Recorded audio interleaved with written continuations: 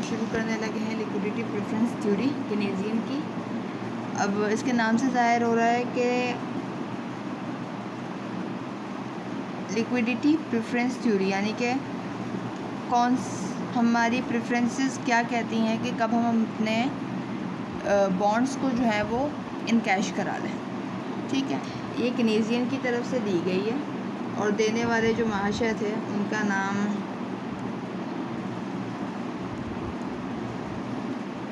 Maynard Keynes था। ठीक है, इस थ्योरी की बेस जो है वो माइक्रो इकोनॉमिक्स है, यानी कि ये एक इंडिविजुअल की बात नहीं कर रहा जैसे क्वांटिटी थ्योरी ऑफ मनी के अंदर क्लासिकल्स में था। ठीक है, तो माइक्रो इकोनॉमिक्स थ्योरी जो है वो इसकी बेस है। ठीक है, इसके अलावा केनेजियन ही कहता है कि money demand is the function of output and interest rate. ठीक है, अब मनी डिमांड बेसिकली 3 किस्म की होती है केनेजियंस के अंदर। पहली होती है ट्रांजैक्शन पर्पस, यानी कि गुड्स एंड सर्विसेज की ख़रीदो फरोख्त के लिए।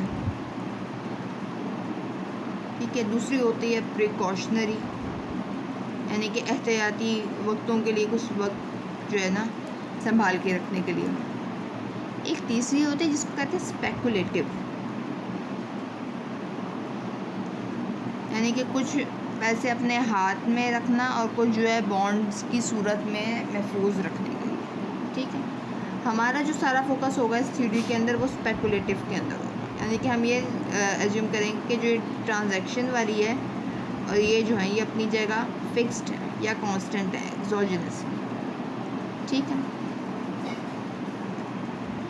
और इसके अंदर जो सारी वेरिएशन आएगी और ये कैसे आएगी, किस तरीके से आएगी, ये हम देखेंगे। ठीक है, स्पेकुलेटिव वाली कौन सी होती है? स्पेकुलेटिव होती है कि वो cash, that cash which we kept in hand or in bonds या शेयर्स, यहाँ पे बॉन्ड्स की बात की जाएगी। ठीक है, अब हमने यहाँ देखा कि मनी डिमांड जो है वो आउटपुट का, यानी कि हमारी इनकम का। ठीक है, इसके अलावा इंटरेस्ट रेट का। अब इंटरेस्ट रेट भी हम यहाँ देखेंगे कि 3 किस्मों के होते हैं। ठीक है, तो 3 काइंड्स ऑफ इंटरेस्ट रेट। ठीक है, पहला तो है आपके पास एक्चुअल, यानी कि वो वाला इंटरेस्ट रेट जो कि मार्केट के अंदर ऑलरेडी प्रिवेल कर रहा होता है। ठीक है, या ठीक है, ये एक्चुअल ही कहलाएगा। ठीक है, मार्केट प्रिवेलिंग इंटरेस्ट रेट।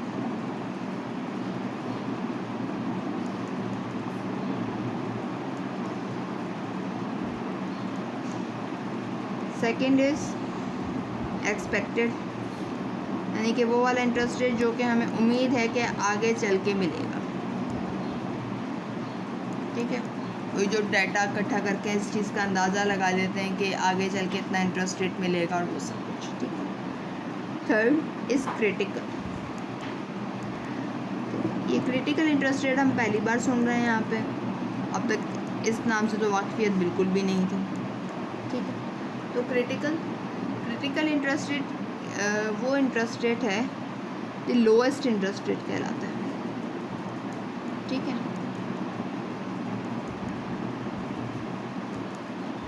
यानी कि इस इंटरेस्ट रेट पे आने के बाद मैं अगर इसको ग्राफ से करूँ तो ये मैं बात कर रही हूँ बॉन्ड्स की डिमांड की। ठीक है, ये बॉन्ड का डिमांड है। ठीक है, ये जो हो गई आपका क्रिटिकल इंटरेस्ट रेट, यानी कि क्रिटिकल इंटरेस्ट रेट पे जो है लोग बॉन्ड की डिमांड छोड़ देते हैं। ठीक है, और या बिल्कुल जो है वो एक कांस्टेंट कर देते हैं, इसके नीचे वो उसको डिमांड करना छोड़ देते हैं, इसके नीचे वो क्या करते हैं, वो कैश होल्ड करना पसंद करते हैं। ठीक है, तो इनको हम लोग डोनेट कैसे करेंगे? एक्चुअल वाले को आई से, आई के ऊपर ई है तो यहाँ पे आई के ऊपर सी। है 3 डोनेशंस जो हम अभी इस्तेमाल करेंगे इसके लिए, ठीक है। अब स्पेकुलेटिव मनी डिमांड की डेरिवेशन भी ज़रूरी थी। अब फॉर एग्ज़ाम्पल ये है वो आईसी क्रिटिकल, ठीक है। इससे नीचे लोग मनी की डिमांड कर रहे हैं, ठीक है। और इससे ऊपर जो मनी की कोई डिमांड नहीं कर रहे हैं, वो चाह रहे हैं कि उनके पास बॉन्ड्स हो, यानी कि यहाँ पे क्या है, कैश डिमांड, ठीक है। और यहाँ पे क्या होगा, बॉन्ड डिमांड। मगर इसको तो हम मनी डिमांड यानी कोई कर्व नहीं बन रहा है, तो इसको कर्व की फॉर्म में लेकर आते हैं, ठीक है। कर्व की फॉर्म में कैसे लेकर आएंगे, ये हम बात स्पेकुलेटिव की कर रहे हैं। मैं फिर से क्लियर कर दूँ इस चीज़ को कि हम बात स्पेकुलेटिव डिमांड की कर रहे हैं। इसके अंदर प्रिकॉशनरी और ट्रांजैक्शन डिमांड जो है वो अपनी जगह फिक्स्ड है, ठीक है। तो ये जो है आपके पास स्पेकुलेटिव डिमांड ऑफ मनी, ठीक है। Speculative purpose demand for money होगा, ठीक है। इसके अंदर ये आपका आईसी मिनिमम और ये जो है आपका मैक्सिमम आईसी, यानी कि क्रिटिकल इंटरेस्ट रेट की भी एक रेंज बना दी गई है, ठीक है। ये मैक्सिमम है, ये मिनिमम है। इस मिनिमम पे जाएगा तो ये नीचे वाला जो एरिया है, इस पॉइंट पे होल्ड ऑफ कैश, यानी कि सिर्फ और सिर्फ कैश को एक डिमांड की जाएगी या कैश को होल्ड किया जाएगा, सारे के सारे बॉन्ड्स जो है वो इन कैश करवा दी जाएंगे, ठीक है। इसके नीचे क्या होगा, यहाँ लिख देती हूँ, below this interest rate all the bonds will be converted into cash because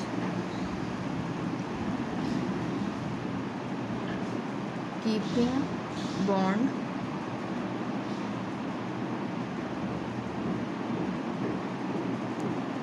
lower opportunity cost या लोअर रिटर्न हो जाएगा, सिंपल, ठीक है।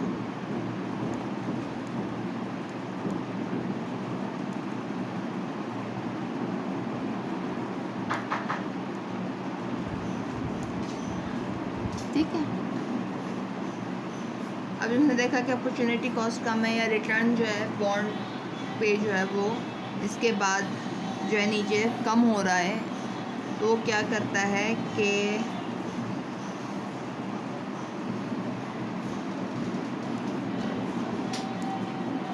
हायर, ठीक है, तो कैश की तरफ कन्वर्ट कर लेगा, ठीक है। अब इसकी एक छोटी सी डेरिवेशन करेंगे, ठीक है। यानी कि आपकी बॉन्ड्स की डिमांड या प्राइस ऑफ बॉन्ड का एक फॉर्मूला है, रिटर्न ओवर इंटरेस्ट रेट, ठीक है। तो रिटर्न ओवर इंटरेस्ट रेट जो है, अब ये जो आई है, ये आई कोई भी हो सकता है, एक्चुअल आई भी हो सकता है, ये आई सी भी हो सकता है, या ये एक्सपेक्टेड इंटरेस्ट रेट भी हो सकता है, ठीक है। अब हमने ये सारी चीज़ें जो, यानी इस चीज़ को देखा जाए, इस चीज़ का अंदाज़ा कैसे किया जाए कि मिनिमम इंटरेस्ट रेट कौन सा है, ये मालूम किया जाता है कैपिटल गेन से, ठीक है। और कैपिटल गेन, ये मैं यहाँ पे इसको लिख लेती हूँ,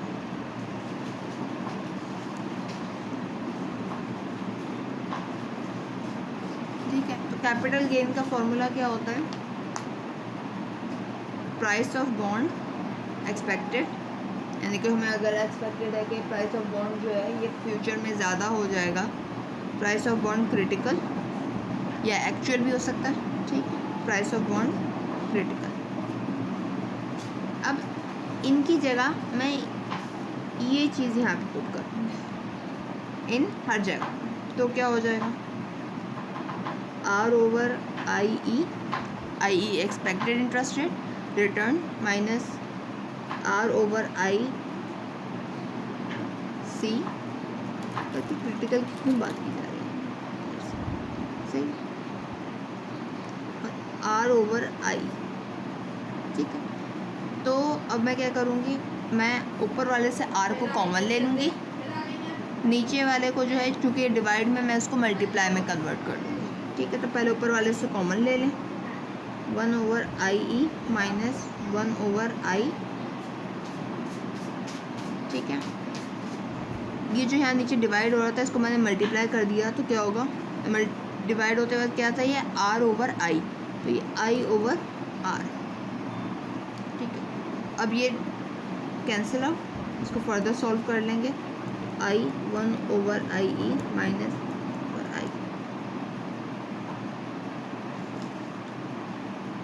ठीक है जी। अब मैं क्या करूँगी, इसको ब्रैकेट ओपन कर दूँगी, ठीक है, I/I, अब ये I कैंसिल आउट हो जाएगा, ये G की बात हो रही है यहाँ पर, ठीक है।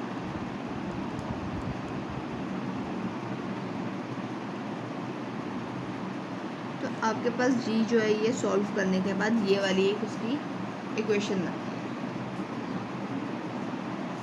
अब हमने ये चीज़ मालूम करना कि कैपिटल गेन बेनिफिशियल है या नहीं है, इसके लिए भी एक फॉर्मूला है, ठीक है। तो वो क्या है, वो है आपका I + G = 0, ठीक है।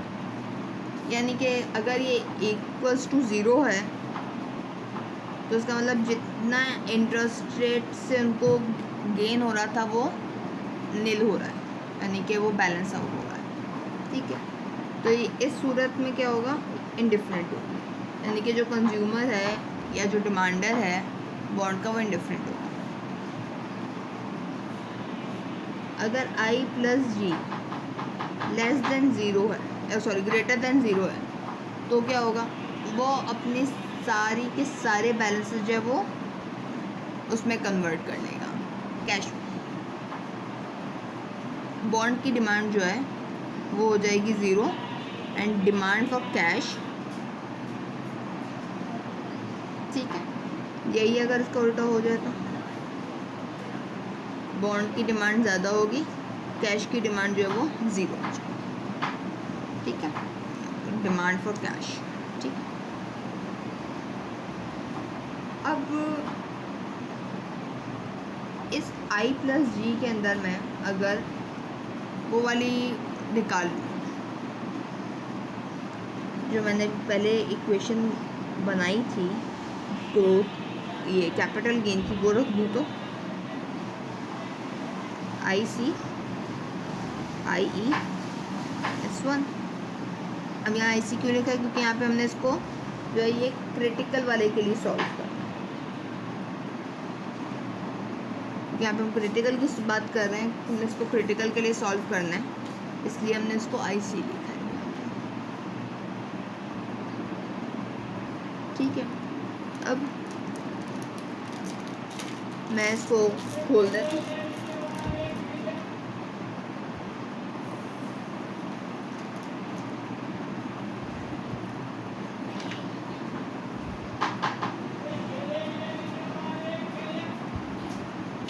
तो ये बिल्कुल इसका सब्सक्रिप्ट है, ठीक है। मैं थोड़ा बड़ा इसलिए लिख रही हूँ क्योंकि ताकि नज़र आ सके, ठीक है।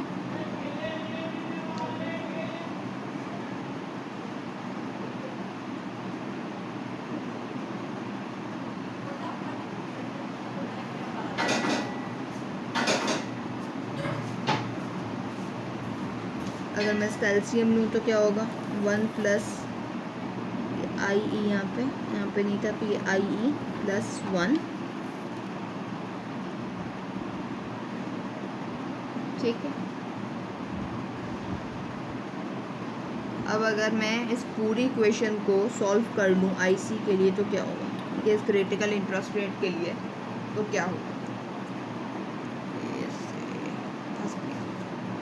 यहाँ से, ठीक है, solve for critical interest rate, तो ये रहा इसी, इसको पूरे को उधर लेके जाएंगे, डिनोमिनेटर न्यूमरेटर बन जाएगा, जो न्यूमरेटर है वो डिनोमिनेटर बन जाएगा। ये तो बेसिक मैथ्स का जो होता है बिल्कुल प्राइमरी लेवल का उसका केस था, ठीक है।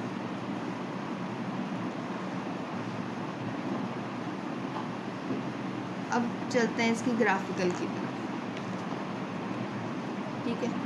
यानी कि ग्राफिकल जो है ये केनेजियन इस बारे में क्या कहता है कि इंटरेस्ट रेट का कम होना जो है वो फ़ौरन से आपकी डिमांड जो है वो कैश की बढ़ा देता है, यस पैक, ठीक है।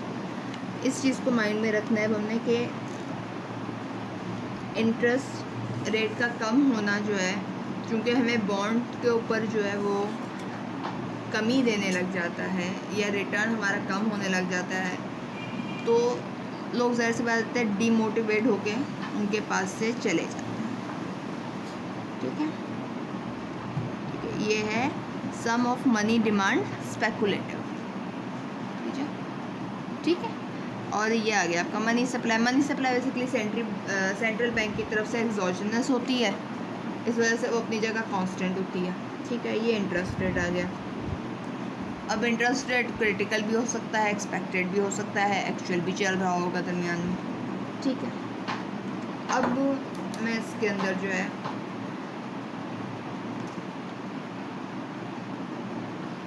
उम्मीद करती हूँ इस ग्राफ से वाकफियत होगी, मैंने अभी इसी वीडियो में करवाया है, ठीक है। और ये आ गया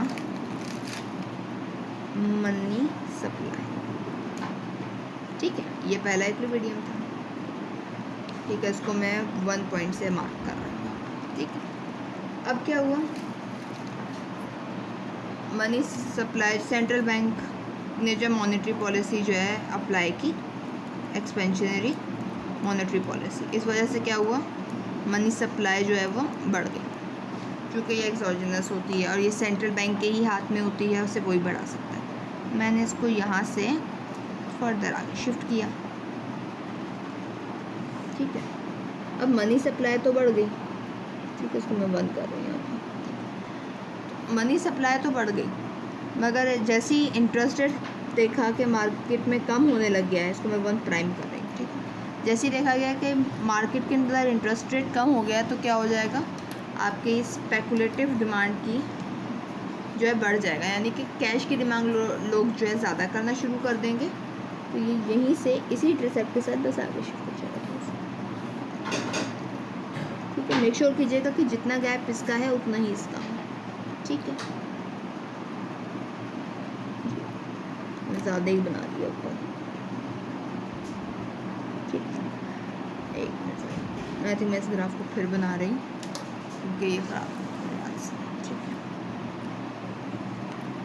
ये जो है आपको इंटरसेप्ट समझ आ गए कि उनके ऊपर क्या था। ये जो है यहाँ से ये मनी सप्लाई, ये थोड़ा सा आगे बढ़ गया, यानी कि मनी सप्लाई बढ़ गई, ठीक है। तो जो ये मनी डिमांड बढ़ेगी, यानी मैंने अभी आपको बताया कि क्योंकि इंटरेस्ट रेट जो है वो मार्केट के अंदर पहले से कम हो रहा है, तो लोग अपने कैश के अंदर कन्वर्ट करवाएंगे, तो जितना ही गैप है उससे हाफ कर देगा, ठीक है। तो मैं इसको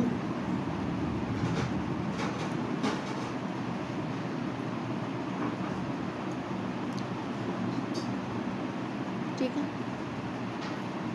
अब 1 प्राइम पे अकॉर्डिंग टू सेंट्रल बैंक होना चाहिए, मगर एक्चुअली कहाँ आ गया, 2, ठीक है। ये आ गया आपके नए मनी की डिमांड 1, ठीक है।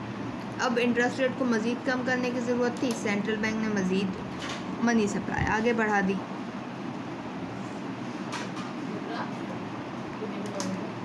ठीक है।